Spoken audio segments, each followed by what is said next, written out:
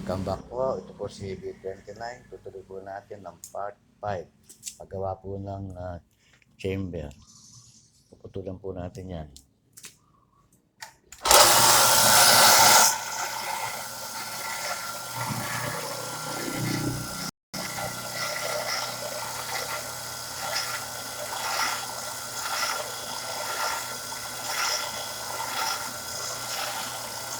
Mamaya po isasala po natin siya sa isang machine natin para gawa po tayo ng chamber.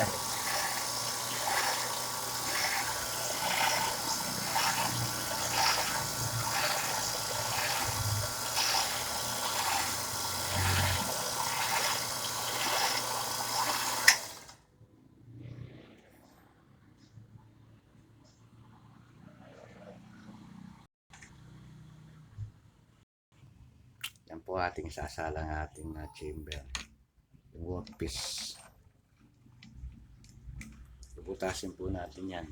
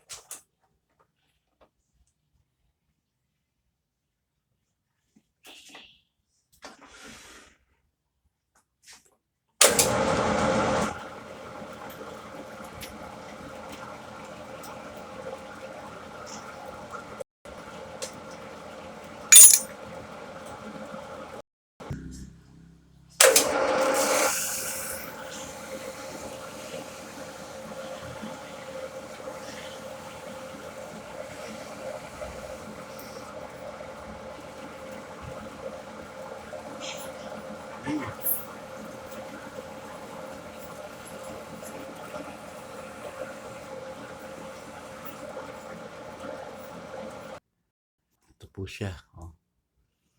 Tapos po natin siya. Nabutasan na po natin siya.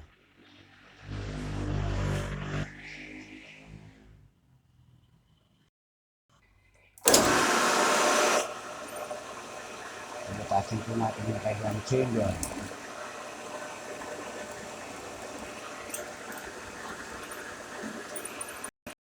Dito po natatapos ang part 5. Sa muli po ako yung sundan the notification bell, subscribe, follow me, B29. Ito po yung susunod na gagawin natin, yung barrel bolt. Ayan po yung natapos natin ngayon, yung chamber niya. Maraming salamat po.